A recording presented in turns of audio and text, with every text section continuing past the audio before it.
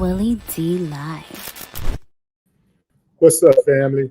If it's your first time checking out the show, let me know what city, what state you're coming in from. If you're outside of the U.S., let me know what country you're representing. Throw up your flag. Family, I need you to smash up the likes, smash up the likes, smash up the likes. Also, if you have not done so already on YouTube, after you subscribe, there's a little bell next to your subscribe button. Go ahead and click that thing right now so you can get your notifications each time I drop a new video like this. That way you'll be in the loop. Family, well, I got a treat for y'all. Let me just bring this guy on here, man. It ain't a whole lot I gotta say, man. Really, this is one of the best to ever do it. You dig what I'm saying? A good friend of Smokey Robinson, one who recently defended him and his wife Frances against sexual assault allegations. Leon Kennedy is in the building. What's up? What's up? What's up, man? Well, Sir Willie D, I want to first say I am a fan of you and your efforts, and congratulations on all the great work that you've been doing and all the people that you've been reaching. Thank you, man. I appreciate that. That's a full circle moment for me, coming from a guy that that I watched, growing up, and admiring your work, to see that come back around, man. That's beautiful, man. Unfortunately, we got to have this hard conversation. We got to start our first public interview, so say, to with something so serious as this. But hey, man, if it's going down, let's get it over with. As someone who's known Smokey for years, how do you reconcile the allegations against him and the man you know personally? Willie D, I cannot reconcile those accusations. First of all, I have known him not for years, for decades. I've known Smokey since I was 15 years old, and he was 23. He's now 85. So that's a long, long time that I have known him. And, a lot of people say they know someone. A lot of people say they're friends with someone. But when you've had a real history and been through things together, that adds a whole other current, other layers to a real friendship. And that's the type of friendship that we've had throughout the decades. I would say this to you, that when you have been that close to someone, there are character traits and there are personality traits that that particular individual has. I've been in show business since I was 15. I've run into many thousands of people. And with some of those people, they might have a bit of a bully in them. They might have a lot of arrogance in them. They might even be mean-spirited. So certain things that they do or don't do, you're really not overly surprised if something happens. But by the same token, when you know someone like a Smokey, who has always been the epitome of being a gentleman, always been the epitome of just loving people, he's he's like his music. He's a poet. He's a gentle soul. And the things that they talked about, I just think are the antithesis of this man's nature. Right. How would you describe the personal Smokey versus the public persona? The personal Smokey is such a humble man. Now, mind you, he's been a star since he was 18 years old. He also helped to build Motown, a mighty empire. He was second in command and vice president. He was working with all the other acts and so on and so forth.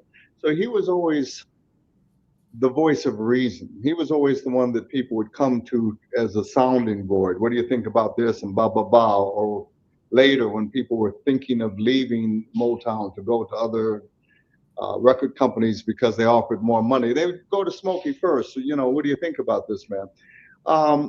He's very humble. He's very gentle. And as I said in my statement, I can't tell you the hundreds of times I've been with him in public, and we've been maybe at a restaurant eating, and as the fork was going into his mouth, someone would come up and say, "Hey, Smoke, love you. Can I have an autograph?" Not once out of hundreds of times have I ever said seen him say, "Hey man, can you come back later? I'm just going to finish this meal." No, he always jumped right up, took took the pictures, wrote the autograph, gave them a hug. The man exudes love and warmth wherever he goes. That, you know what, man? That's a beautiful story, man, because I'm gonna tell you straight up, if that was me and I'm about to take that bite, I'm gonna take the picture, I'm gonna give you the hug, I'm gonna write the autograph, but I'm gonna do it after I eat. I'm like, yo, look, man, let me finish eating first, bro. If you can hold off, I got you. But I'm not interrupting my man. So that's a beautiful story, man. I never heard anybody do anything like that before. Well, he has always said that some people think that they're bigger than the industry. Right. But he has always stated, you're never bigger than the people that love you. If it weren't for the fans, if it weren't for the people that love you, you'd be nothing. And so that's always been like his mantra as he's gone through life. And I've just seen him so many times just go out of his way to help somebody or be gracious or whatever it takes. Yeah. What's the most surprising thing that you've seen and you've noticed about Smokey's character since these allegations dropped? And this is going to sound really incredible. I was sitting with him as recently as maybe a week ago, and he was almost defending these women to me and Francis. And he was saying, I don't blame them as much as I blame these lawyers, because I don't really think that they thought that they were ruining my life and ruining my legacy. I just don't think that they could do that to me, Francis, Leon. I think the lawyers pushed them and so on and so forth. Now, I didn't agree with his sentiments, but I'm just telling you the way he has looked at certain things. Damn. It's like they didn't know all the damage that they are causing. I don't know what type of mind or forgiveness or whatever that is, but that's what he was saying. I don't agree. I'm very livid with these women for what they have done. The one, it seemed like to me, the main one who had been with him the longest, I think she had been with him well over a decade. Seemed like to me she was the ringleader, because it's like, how would you even know how to find these other women unless you was right there in the cut? I'm sure you know who I'm talking about, the main woman who charged. Yes, I agree with you.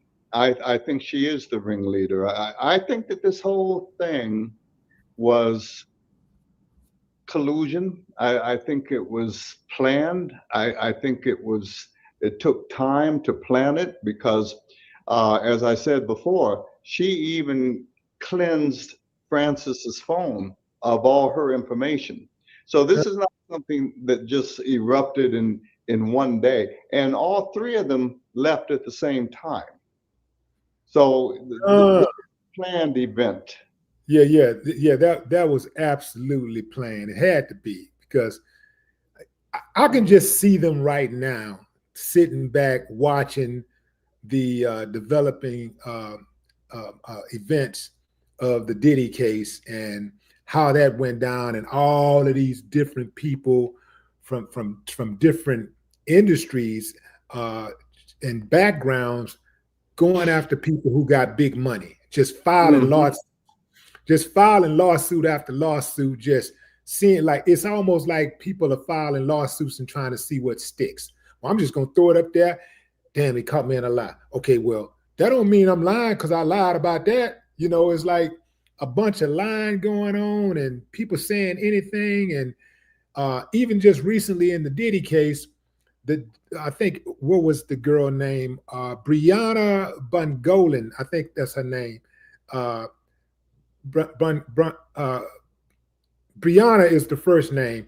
This woman, she said I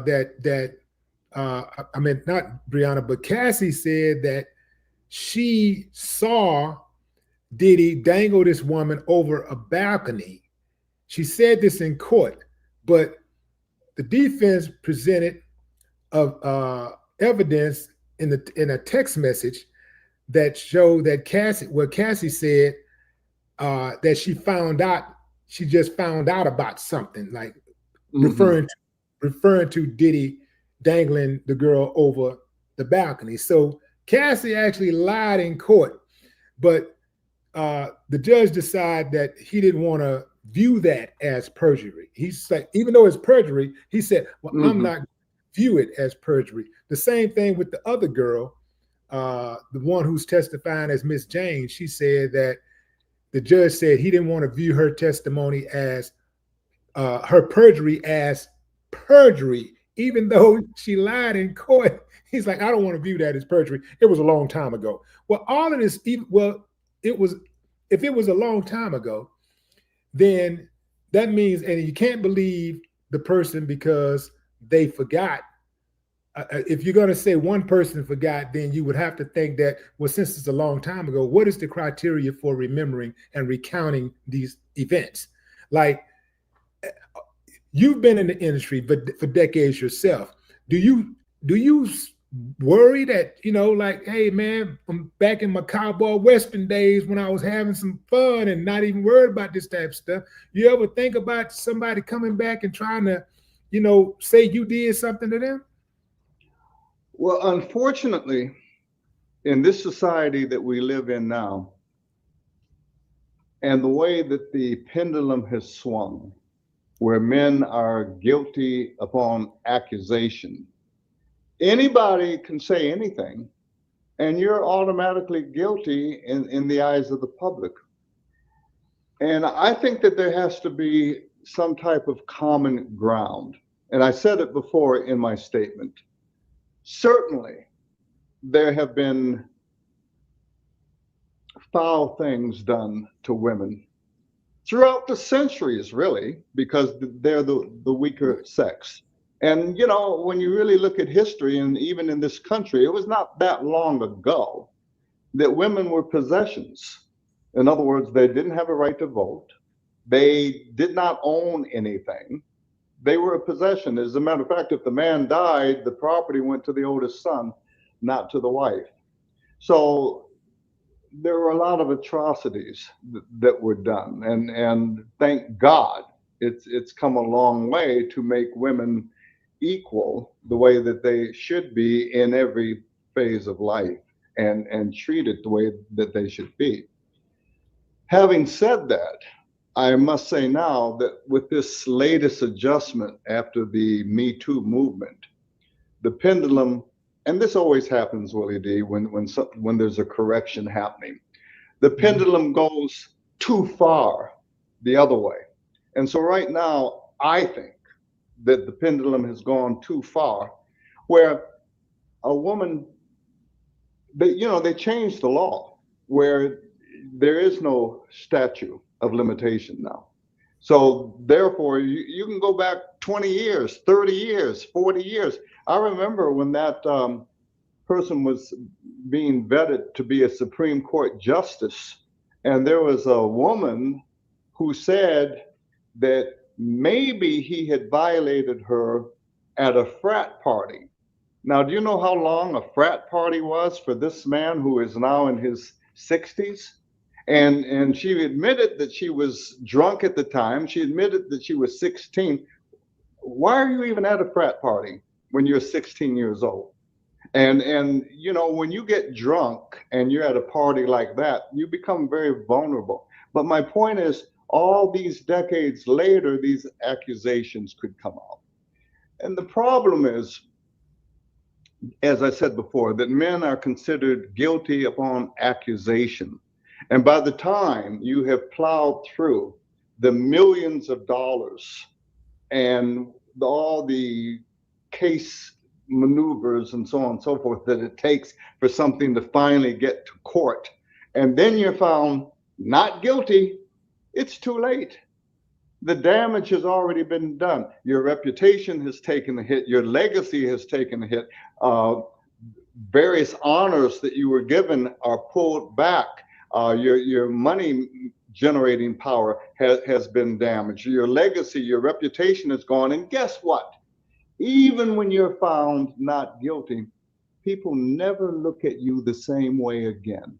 That's true. There's always that little inkling in there. Maybe he really was guilty. And I'm not talking about Smokey. I'm talking about any man that has been acquitted. Now, to me, there's got to be more of a common ground here when it comes to justice. Now, for example, Jane Doe's, not in this case because we know who the Jane Doe's are, but in other accusations, a Jane Doe has made an accusation, so you don't even know who your accuser is. Is that fair? Someone is accusing you of an atrocity, but you don't have the right to know who they are? And then what are the consequences? In this case, what are the consequences for these women when the whole thing is thrown out? What can be done to them for all this damage, all this hurt, all this heartbreak? What are the consequences for ambulance chasing type lawyers that look for paydays, will take a case that's full of holes, that didn't do their proper fact checks because they're hoping for a payday, they're hoping for a quick payoff? What are the consequences to them? So I think that there are some adjustments that need to be made. Let's say you had the power to make some of those adjustments. Where would you start? Well, now you're putting me on the spot. One is I think that Jane Doe's, you should know who the accuser is. I also think that there should be a time period on the amount of time that you can go back to as far as making an accusation. 5 years, 10 years? You've had plenty of time now to think about this. You've had plenty of time to recover. I think that there should be a time limit. And I think that also, as I said, that there should be some consequences if we find out that you just fabricated all these things to have a payday. As you just mentioned, there are many individuals that are just lining up in other cases, just thinking, well, money is flowing out of the sky, so let me get a piece of this. I think that there have to be adjustments. Oh, I absolutely agree. And I think I got something for us. I got some for us. Let's hear it. Check this out. I say that the clock should start ticking the moment that you are within a certain amount of distance away from the physical distance away from that person, where you have an opportunity to actually go to someone and tell someone that this person is abusing you, this person is hurting you, or whatever. If you're somewhere in a basement locked up and you got chains on you, whatever, you in the house and he's sitting outside and he won't leave the house and you can't escape safely, fine. But man, if you get to go to the mall when he's not around, you get to go to the laundromat, you can go to a party, you can go out, you can hop on a plane and go to another state, go to another country, come back, and let all this time go between where you chilling at Tupperware parties. They still have those Tupperware parties. Like you going to potlucks and stuff. You going to all this type of stuff. You doing all of this living. You can got babies in between, other relationships in between. No, I say the clock should start the moment you are at a safe distance where you can reach out for help. That's where the clock starts. And I say the clock stops 1 year after that. You got a year to decide if you want justice. If you want justice, you got a year to decide. Because otherwise, Why is you waiting 50 years, 30 years, 20 years, 10 years? Ain't no evidence. That's on top of everything. All of this stuff that's being presented, there ain't, even with Diddy in the Diddy case, they got years and years and years of text messages and not one crime. They haven't shown a crime being committed yet, except for the fact that, he was abusive to the girl. But as far as sexual crimes, they haven't proven a sexual crime was committed yet. So I say the clock starts at the moment that you are at a reasonable, safe distance from your attacker. And it ends in 1 year. And there should absolutely be severe consequences for anyone caught in a lie. Well, this would be very interesting to have your followers weigh in on, to see what they think about what you just stated here. I'll tell you what, y'all heard what I just said. Give me a thumbs up if you agree, thumbs down if you disagree.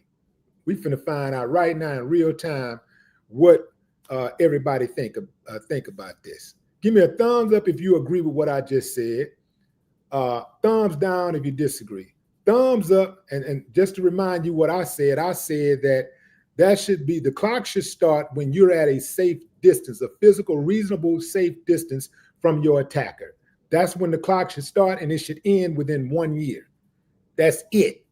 1 year. If you want justice, you got a time period to go get justice. After that, you didn't want justice.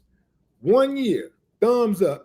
Thumbs down and say, nah, man, that ain't long enough, man. I need 5 years. I need 20 years. Give them 30 years, 50 years, give them 70 years. Give them till eternity.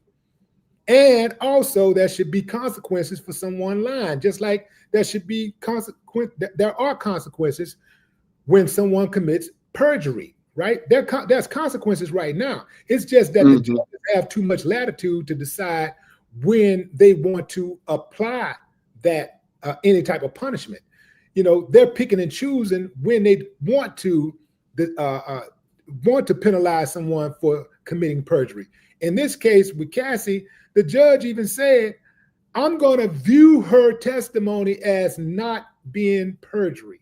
I'm going to view it as it wasn't perjury. Even though it was perjury, he said, I'm going to view it as not perjury. That's too much latitude. That's too much power. That's too much power for one person to have. And it's too much latitude, because that means we're in a situation here where the women and the lawyers have everything to gain and nothing to lose. So why not? Why not? Willie D, it's sad, but in many instances, this has become a business. These shakedowns, especially in certain communities, such as the film community, the music community, and other high-powered communities, and where there's millions of dollars, it has become a business to shake down people that have money by coming up with accusations, no matter how outlandish they are. Because I said in my statement, I know several individuals that have been a victim of a shakedown, and it was totally untrue. But when they went to their attorney, the attorney said, well, let's just figure this out. By the time you pay me X amount of dollars, by the time the damage is done to your reputation and to your business and to your generated dollars, you know what? I know it's not going to sit well, but it's better to just go ahead, pay them off, and be done with this thing. And those decisions, as I said, happen every single week in this society that we live in now. It has become a business. Right. Well, you asked the question, you asked me to ask my subs what they thought about what my proposal for, dealing with these allegations, these fake allegations, or whether they're phony or real allegations. You asked me to ask them what they thought about it, and Connie got a thumbs up. I said thumbs up if you agree, thumbs down if you disagree. Connie, thumbs up. Charles, thumbs up. UPT, and I'm not skipping anybody. Cornelius, up. Fit, up. Mac, up. Rick, up. Freeman, up. Hassan, up. Capital, up. Mark, who's that? Marsky, up. Who is this? Angus, up. Cynthia, up. Clint, up. Michael, up. Tony, up. Sharon, up. McGeek, Israel Media, up. Trevor, down. Timothy, up. Cynthia, up. So so the majority of people, well, almost everybody is Chester, up. Christine, up. Xavier, up. Maurice, up. Capital, up. Golden, up. My geek, okay, we went over that. Jermaine, up. Alicia, Celia, up. So almost everybody is like in agreement. There needs to be some type of time limit, that is some type of the statute of limitation first and foremost. And it shouldn't be a 10, 20, 30 year statute of limitations. It should be, from the clock should start the moment that you have a reasonable chance at being at a safe distance. That's when the clock should start, and I say it should end within a year. That's my proposal. Politicians out there listening, y'all come on, ride. What's up? Based upon your simultaneous call-in vote, the majority has overwhelmingly agreed with you that things have gone too far as judges, courts, the law being changed within this MeToo movement situation. It's just gone too far, and there has to be some type of balance brought into things. I also brought something to read to you because I knew we were doing this interview. And I labeled it Police Fear versus Public Stage. And the attorneys in Smokey's case said that they didn't go to the police. Now, mind you, I've accused them of greed. I've accused them of a shakedown. Because if the things were such an atrocity, if it was true, it would be an atrocity, and you really want justice, you'd go to the police. And when the reporter at the end of their press conference said to them, well, have you filed a police report? It's like, it's like, no, we didn't. No, we didn't think of that. Whatever. So here's what I'm saying. The attorneys say they didn't go to the police because they feared Smokey's celebrity status. Here's my question. If they weren't afraid to make a very public statement and demand money, Willie D, which one is more intimidating? Quietly filing a report with a detective, or standing in front of cameras, naming an icon and calling him a rapist? So their excuse for not first going to the police and filing a police report for justice holds no water with me. None whatsoever. They weren't interested in justice. They were interested in a big payday. Right. Absolutely. I absolutely agree. If it's like, imagine somebody breaking into your house and the first person you call is a lawyer. The average person, if a crime is committed against them, the first person that they think about calling, the first entity they think about calling is the police. And then you start thinking about calling this person, that person, this person, that person, whatever.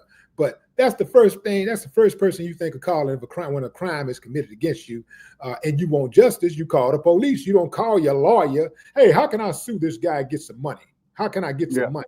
Nah, man, I'm not buying it.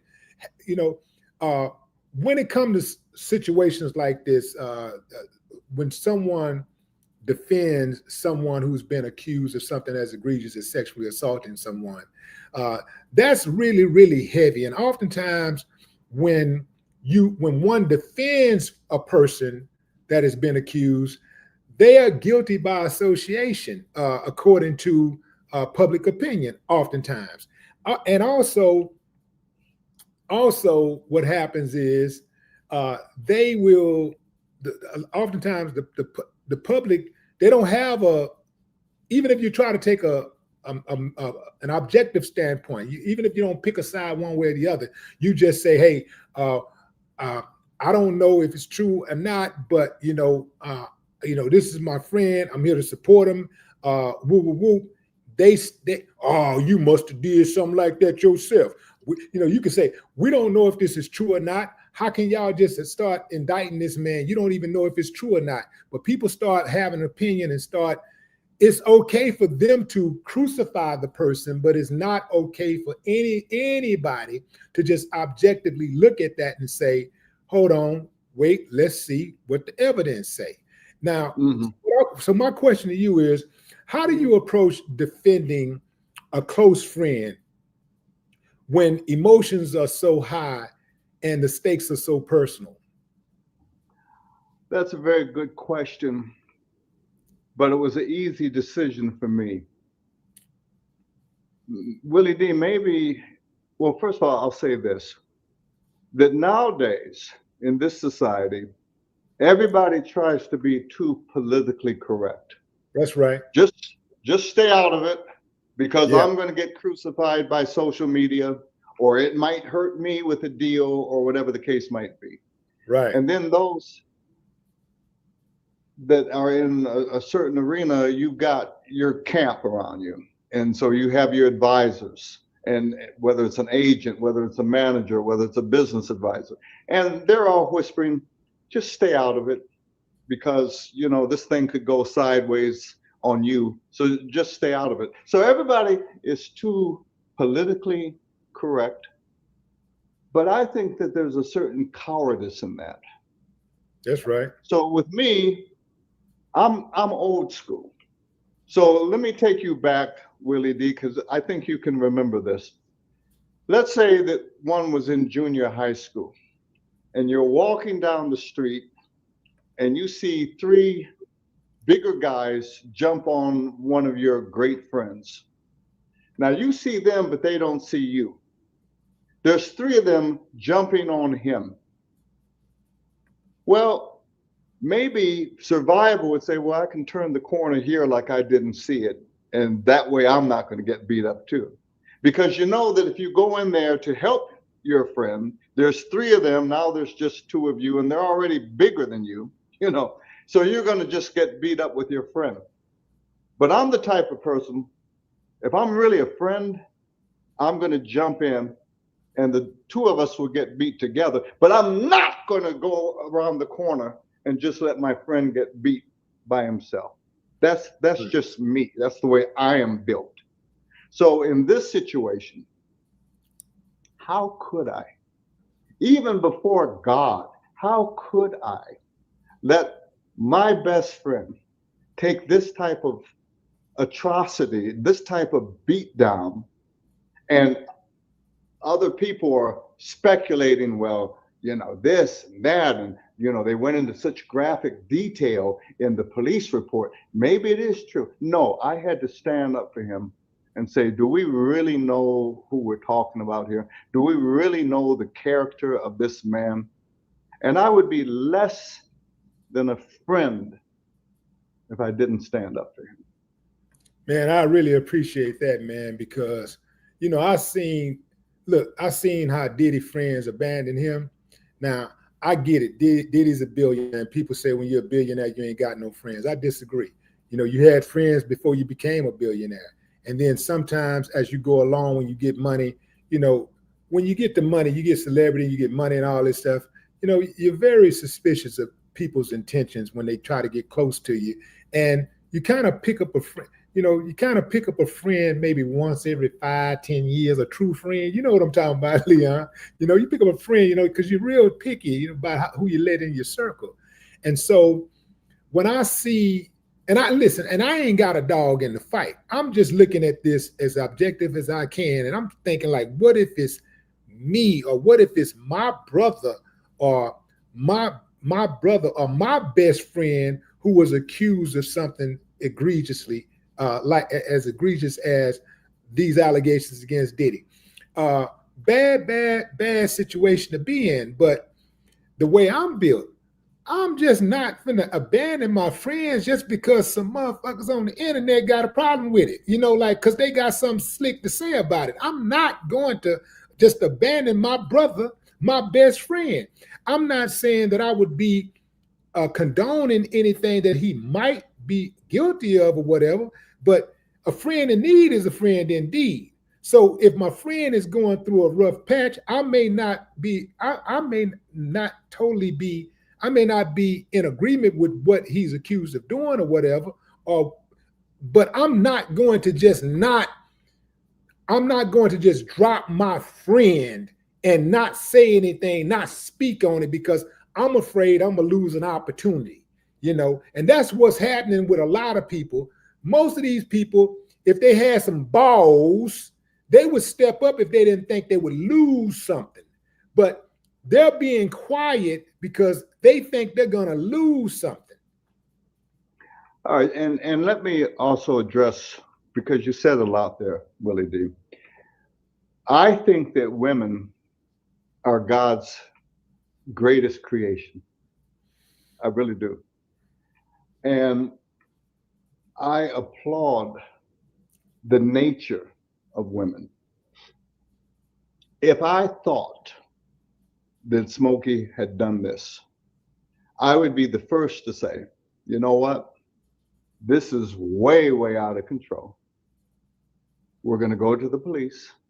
You're going to turn yourself in. And then we're going to get you some deep, deep psychiatric help, because this is sick. That's also a friend. Right. You tell a friend what it is, period. That's how I would handle this if I thought that he had done something that was in the least bit out of order. But in my heart, before God, I don't believe it. And I am a spiritual person. But guess what? Smokey is a spiritual person too. Francis is a spiritual person too. And they crossed the line again when they accused Francis of knowing that this was going on, which would make her complicit, which is, anybody that knows Francis knows absolutely she would not have tolerated that type of behavior. Yeah, it just seemed like to me, I think somebody actually probably spoke on it first. Hey, you know what? You need to sue that guy. You should sue that guy. For what? Nobody's going to believe me. Look, everybody's getting paid. You might as well get paid too. This is one of the reasons why I've always been so skeptical of having a personal assistant and having people in my house. Like, as far as because when I lived in you don't know this, Leon, but I lived in Azerbaijan before, in Baku, Azerbaijan specifically, and caught my housekeeper stealing one day. Trying to come out the house, she got a bag. She got a big bag. Her bag a little bulkier than it normally is. I caught it, got in that bag. Open up the bag, she got China. She got real, like the real stuff. She got the real stuff in there. I'm like, hold on, man. I was so good to this woman. Yeah. Like, talking about we treated this woman like family, gave her days off.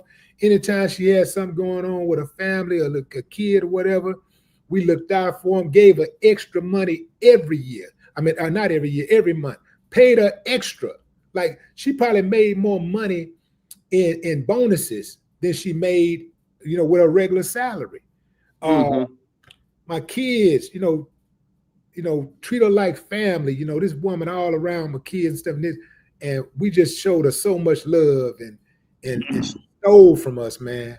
And so I'm real skeptical of having people in my house like that, and having a personal assistant, because these personal assistants know all your business. They know everything about you. And if you get the wrong one, they can really do you dirty. The one of the things that I wanted to know was, how do you think the public perception of a Smokey has changed since these allegations dropped, and your defense of him? I don't think that the overall public perception of him has changed. I think that so many people still state, we love Smokey. I asked him, because he had to do a concert after these accusations first came out. And I asked him, and I said to him, there is no shame here just because of these accusations. You just carry yourself as Smokey has always carried himself.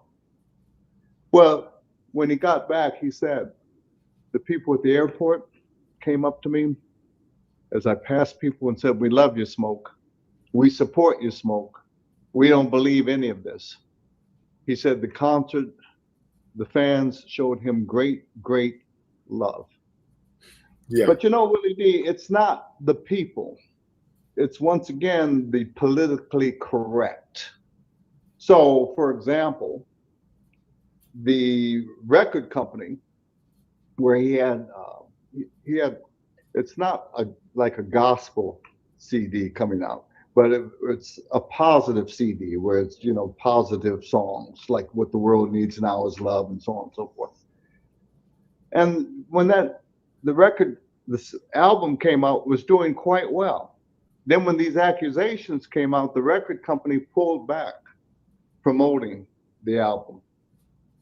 I don't know if any concerts, any promoters have pulled back. I don't know. But I do know, just from being in certain circles, that there are certain opportunities that he had where people have now pulled back, and it's a wait and see. I know there's certain projects that were supposed to be going down the line as far as development and then greenlit, that now people have pulled back on a wait and see, because everybody's trying to be so politically correct. Why? To save their jobs and their positions.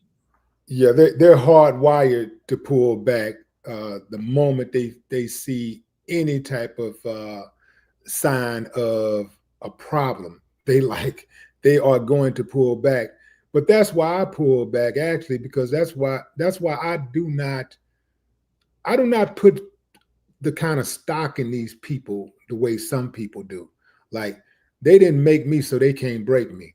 That's the way I ride. Back in the 80s, Smokey documented in his book that he gave you a lot of credit for saving his life after he was experimenting with crack and cigarettes. Can you speak to that? I will speak to the power of God. There was a time where he was experimenting and he was putting cocaine into cigarettes, and it became too much and it took a toll on his body. And his former wife, Claudette, called me and stated, you need to go and see your brother, because it seems like he's wasting down to nothing. Mm-hmm. And I saw him and I said, well, we're going to take care of this. Now, let me just take people down a journey here for a second. I've been in ministry now for over 25 years, and I have seen, Willie D, the power of God firsthand. So when it comes to people that might get into an addiction situation, people can go to the Betty Ford Clinic and they can dry out for a while. But when they come back out, eventually they go back into their habit. Why? Because in most clinics, they treat two parts of you. See, I believe that we are a threefold entity. I believe that we are spirit, I believe we have a soul, which is our mind, our emotions, our heart, our will. And I believe that we are clothed in the tent of a body, some in the tent of a man, some in the tent of a woman. Now, when you go into these rehab centers, they deal with only two parts of you. They deal with the mind. So they'll give you a psychiatrist, they'll give you maybe some prescription drugs to help your mind. They'll give you some prescription drugs to help your body, but they're not dealing with your spirit. And when it gets into an addiction, I believe that spirit is involved. Now in America, we're not that spiritual. So we don't believe in certain things. But I have been over to Africa and the Caribbeans and even the American Indians. They believe spirit. And there are, in my opinion, dark and good. So when a dark force gets on you, and we have sayings, don't we? What got into Jimmy? Jimmy's no longer himself. Jimmy's not in his right mind. So in certain countries, like in Africa, people ingest drugs to bring in certain powers. And those certain powers, they call them in on purpose. In America, because we don't believe in these things, we don't know what we're doing. So when you're drinking too much, when you're doing drugs, you're opening the door for these entities to come in, whether you know it or not. And then all of a sudden, they start taking over, and you become a host for these parasite, dark, negative forces that are in you, which I will lump into addiction. I could lump it into many other things. But for the case of this conversation, I'll just say an addiction. So the only way to deal with it is spirit to spirit. So watch spirit, how Jesus Christ was manifest to destroy the works of the enemy. And he went about doing good, healing and delivering all those held captive by the enemy. So with certain things, you got to deal in that arena. You got to deal in the spiritual arena. So I told Smokey, I'm going to take you to this place called a Blaze Ministry, which is down on 3rd and Florence. Powerful. And there was a strong, strong woman of God named Jean Perez, who was so anointed. And she prayed with Smokey, and boom, power of God hit her and hit him. And he walked out of there totally delivered. And like he said, no withdrawals, no cravings. It's like I never, ever did it. So I say it's all praise to the power of God. And I have seen, Willie D, many people struggle with addiction, whatever form the addiction is. And it's only when they finally come to the end of themselves and say, this is too big for me. I can't handle it anymore. If there's a God, please come and help me. Please help me. And you know what? Help will come. And you'll get the relief that you need. That's powerful. That's powerful. One last I would say question. And let me just say this while you're on this subject, because for a long time now I've been dealing in what I call deliverance ministry. And even some of these things that you hear in the Diddy case, there's a lot of people going through trauma, going through the residue of what happened to them or what they saw, what they were exposed to, what they went through. And a lot of these people need deliverance. They need to be prayed on. They need certain things to be prayed out of them. And they need other things to be prayed into them. And a regular psychiatrist cannot do it. I'll just leave it at that. Well, I wanted to ask you this before I let you go. Let's say you in the courtroom, it's a hearing, you got Smokey's accusers in front of you and you're defending your friend Smokey. You're the defense attorney. What do you tell those people that when you're doing cross-examination, you're cross-examining Smokey's accusers? Let's say the main leader, the ringleader, that woman that was around for years and years and years. What do you tell them? I would tell her many things, Willie D. One is I would tell her that your fabricated accusations, your gross lies, don't hold up. There are certain things that come against even human nature. What do I mean by that? For one Jane Doe to say that she was raped 7 times in the blue bedroom. Well, wait a minute. After the first time, why would you go back into that blue bedroom again? Why would you even come upstairs and be alone with him again after what happened to you the first time? It seems like just survival. Now, mind you, Willie D, these women, they were never there alone. These maid services always overlapped. So there were always 2 or 3, sometimes maybe 4 there at the same time. So why would you not just take one of the other girls upstairs with you rather than be upstairs alone with Smokey after the first incident? So it makes no sense. The other one that talks about, well, this is the one, Jane Doe number 2, and she went down into the laundry room and she went into the garage 23 times.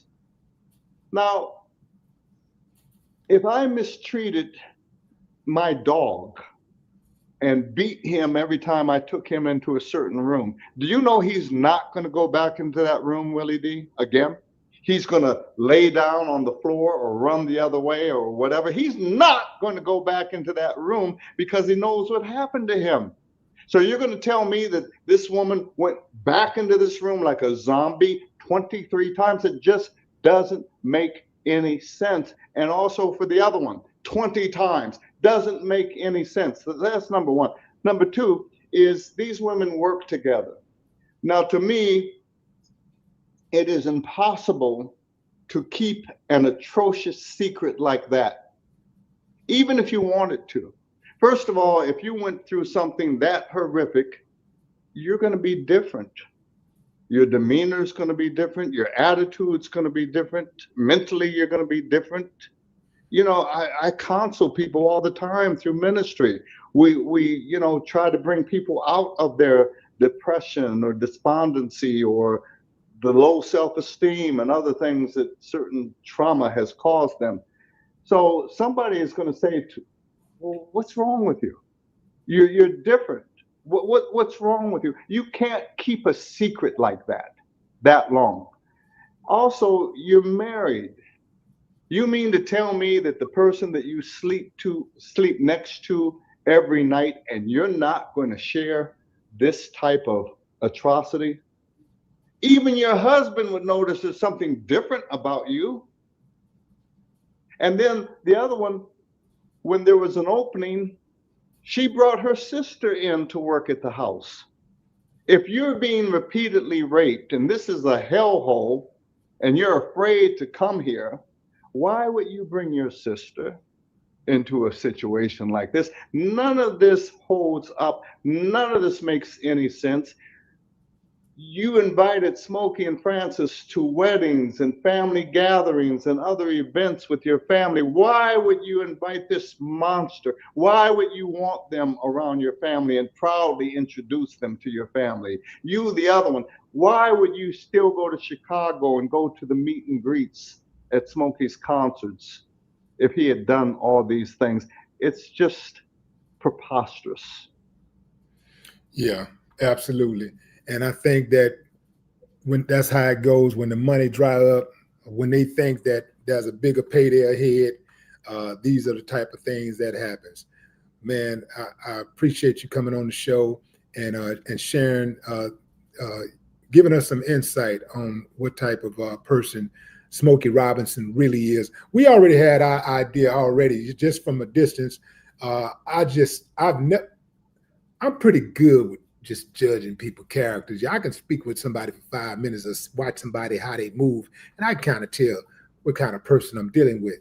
Smokey Robinson, when these allegations came down on Smokey Robinson, I took my stance, and I took a hard stance, and I ain't give a damn what nobody had to say. I'm riding with Smokey. I'm riding with Smokey. I don't give a damn who mad about it. I'm riding with Smokey. I don't believe him. I think they lying on the man. In fact, I know they lying on the man. They lying on his wife, and they lying on his legacy, and we ain't having it. We ride for Smokey. Now, absolutely. And I thank you for this time. Thank you for allowing me to express my thoughts. Absolutely. And we got to get you back, man, soon, because I already know it's going to be a big push for you to come back on the show. So we got to get you back on soon. Well, I'm giving you much love, Willie D, and to your fans, all your followers, much love.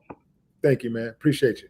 Ladies and gentlemen, Leon Isaac Kennedy. You thought I didn't know your middle name, did you? Yeah, I know. All right. No more talk. Bye now.